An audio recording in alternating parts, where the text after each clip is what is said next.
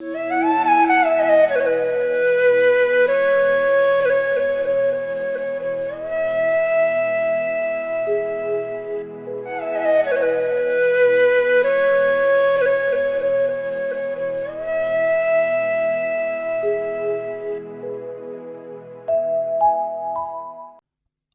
आपका वास्तव में अच्छा मन होता है तो उसके साथ साथ चाहे चिड़िया, बिल्ली, कुत्ते क्यों ना हों, उनको भी तसल्ली मिलती है।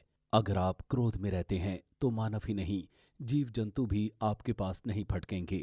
इसलिए हमें अपने मन को अच्छा करने की आवश्यकता होती है, जिससे हमें अभी तो लाभ होता ही है, साथ ही मध्य में तथा अंत में भी लाभ होगा।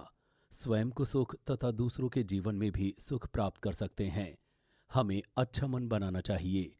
ऐसे हमें सबको प्रेरणा देने की आवश्यकता होती है। अगर कोई बौद्ध चित्त का अभ्यास करता है तो उनको भी अच्छा मन बनाकर दिन प्रतिदिन अभ्यास करने की आवश्यकता होती है। और जो आकाश के समान जो अनंत सत्व है, उनको ध्यान में रख करके आप अपने चित्त को उत्पाद करें। प्राणीदान के चित्त का उत्पाद करने के लिए अपने घुटनों पर बैठ जाएं। हम बौद्ध के साई को प्राप्त करना चाहते हैं। हम अपने यज्ञ, कर्म, प्रेम सहित इत्यादि सभी के हित के लिए बुद्ध के समक्ष बैठकर संपूर्ण बौद्धत्व का उत्पाद करता हूँ। सत्वों को मुक्त कराने की अभिलाषा करके बौद्ध के सार को प्राप्त करना चाहता हूँ। प्रज्ञा, करुणा तथा प्रेम से युक्त बौद्ध रूपी सत्व के लिए बुद्ध के समक्ष बैठकर संपूर्ण बौद्धत्व का उत्पाद करता हूँ। इसके साथ साथ जब तक आकाश स्थित है तब तक मैं भी लोगों के जीवन से दुख नष्ट करता रहूंगा। तो जब इस प्रकार के बौद्ध चित्त को उत्पन्न करके आत्मविश्वास बढ़ता है तो यहाँ कहा जाता है कि जिस प्रकार शेर बौद्ध चित्त का उत्पाद किया, उसको ऐसा ही नहीं रखना है। जितना भी हो सकेगा उतना सत्वों के हितों का लाभ करूंगा और जितने भी जीवधारी हैं मैं उनका हित करूंगा ही करूंगा।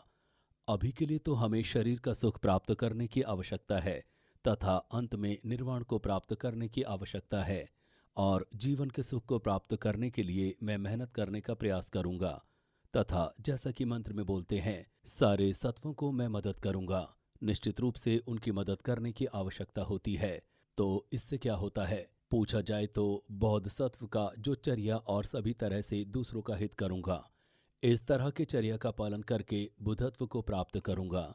और इससे प्रधान को प्राप्त करके और ऐसी भावना बनानी चाहिए कि मैं दिनचर्या पर आचरण पर ढालूंगा। उसके लिए भी काफ़ी नियत निश्चित रूप से अच्छी होनी चाहिए, तो ही आपको बौद्ध चित्त का प्रधान लाभदायक हो सके। मैं भी जैसे बौद्ध चित्त का पालन करता हूँ और आप लोगों को भी करना चाहिए। जो भी मैंने प्राप्त किया है उससे लाभ होगा ही होगा। तो 3 बार आप भी कहें कि मैं 3 स्वरूपों में प्रणाम करता हूँ। सारे के सारे पापों की उद्देशना करता हूँ और जो भी सत्व है, और सारे के सारे बुद्ध को मैं प्रणाम करता हूँ। बुद्धत्व को प्राप्त करने के लिए हम उनकी शरण में जाते हैं। मेरे द्वारा किए गए पुण्य से बौद्ध चित्त उत्पाद हो और बौद्ध चित्त में उत्पाद करके जितने भी सत्व हैं उनका मैं करूँगा। जगत हित के लिए बौद्ध चित्त का उत्पाद होना चाहिए। तो दूसरी बार भी जब कहें तो आप और ज्यादा आत्मबल से कहें, तिरत्र की मैं शरण में जाता हूँ, सारे के सारे पापों की देशना करता हूँ तथा उनका अनुमोदन करता हूँ। मैं बौद्ध की शरण में जाता हूँ। बौद्ध चित्त का उत्पाद करने के बाद सारे के सारे सत्वों को हित में करूँगा। जितनी भी चीज़ें उन सभी को हित करूँगा और जो भी सत्व है वो बौद्धत्व को प्राप्त हो सके। तीसरी बार जब मैं मंत्र बोलूं उस समय आप समझ लीजिएगा कि आपको बौद्ध चित्त का संवार प्राप्त हो गया। तिरत्र की मैं शरण में जाता हूँ, सारे के सारे पापों की देशना करता हूँ तथा उनका अनुमोदन करता हूँ। मैं बौद्ध की शरण में जाता हूँ। बौद्ध चित्त का उत्पाद करने के बाद सारे के सारे सत्वों को हित में करूँगा। जितनी भी चीज़ें उन सभी को हित करूँगा और जो भी सत्व है वो बौद्धत्व को प्राप्त हो सके। आचार्य का एक अवलंबन बनाते हुए तो सारे के सारे हमारे जो क्लेश हैं उनको नष्ट करने के लिए जो हमारे अनुज्ञान हमें प्रदान करें, ऐसा आह्वान किया। आपको अनसुल करने की आवश्यकता नहीं है। तो जैसे मैंने बौद्ध चित्त का उत्पाद किया है उसी के अनुसार अच्छे व्यक्ति बनने की आवश्यकता भी होती है।